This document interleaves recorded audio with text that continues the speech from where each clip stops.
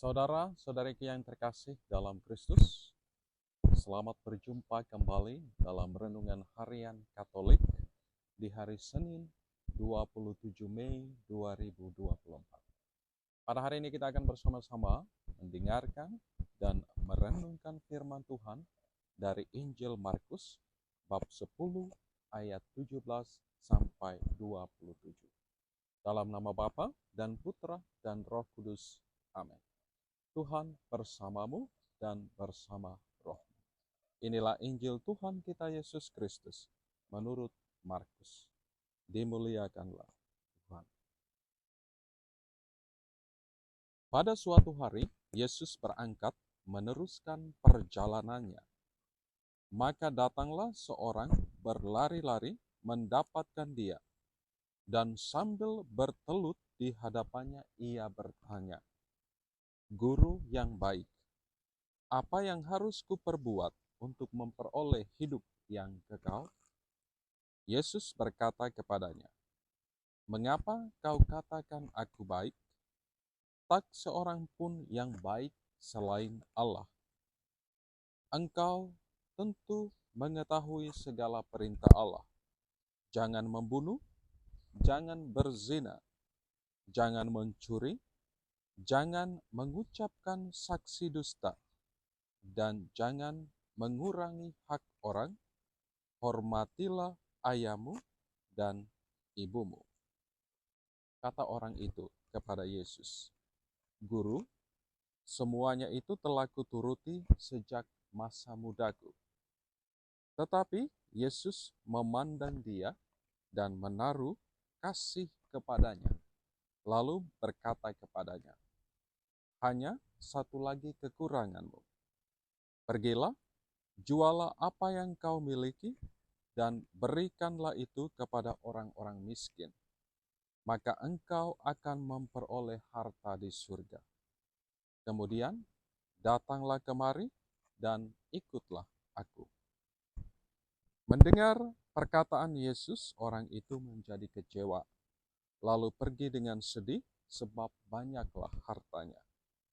Lalu Yesus memandang murid-murid di sekelilingnya dan berkata kepada mereka, "Alangkah sukarnya orang yang beruang masuk ke dalam kerajaan Allah."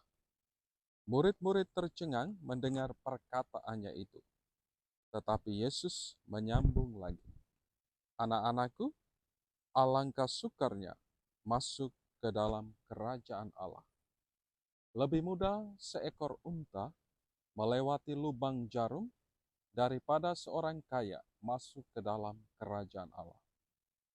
Para murid semakin gempar dan berkata seorang kepada yang lain, "Jika demikian, siapakah yang dapat diselamatkan?" Yesus memandang mereka dan berkata, "Bagi manusia, hal itu tidak mungkin. Tetapi bukan demikian bagi Allah. Sebab bagi Allah segala sesuatu adalah mungkin." Demikianlah Injil Tuhan. Terpujilah Kristus.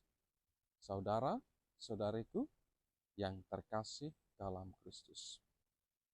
Hidup dan segala sesuatu yang kita miliki di dunia ini adalah anugerah dan berkat Tuhan. Keberhasilan, kesuksesan, dan apapun yang kita peroleh tidak semata-mata usaha kita, tetapi kalau kita refleksikan dengan sungguh, semuanya juga tidak terlepas dari berkat campur tangan Tuhan. Karenanya, tidak ada alasan bagi setiap kita untuk menyombongkan diri dan lupa bersyukur akan segala sesuatu yang kita peroleh dalam hidup ini. Semua yang kita miliki tidak seharusnya menghalangi kita untuk berjumpa dengan Tuhan dengan intens, semakin melayaninya, dan juga melayani sesama dengan lebih sungguh.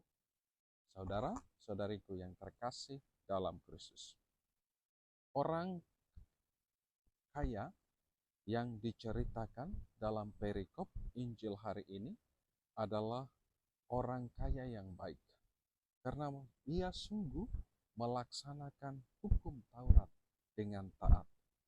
Namun ketika Yesus memintanya untuk membagikan hartanya kepada orang miskin, ia serta-merta meninggalkan Yesus dengan kecewa dan begitu sedih.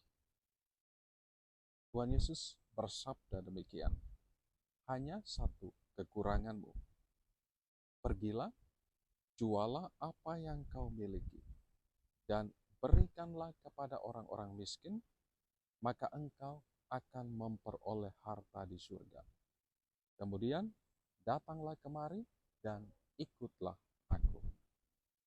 Mendengar sabda Tuhan Yesus yang demikian, orang kaya tersebut begitu kecewa. Hati orang kaya itu baik, tetapi hartanya yang banyak membuatnya gelisah dan kecewa. Ia takut kehilangan hartanya, dan pada akhirnya ia lebih memilih hartanya dan meninggalkan Yesus.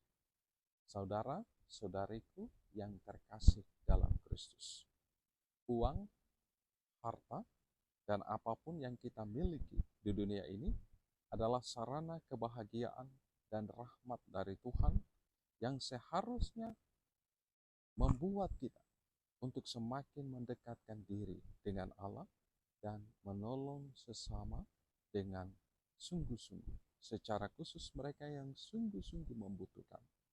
Melalui perikop Injil hari ini, Tuhan juga mau mengajarkan kepada kita sekalian untuk tidak memiliki kelekatan yang kuat dengan hal-hal duniawi.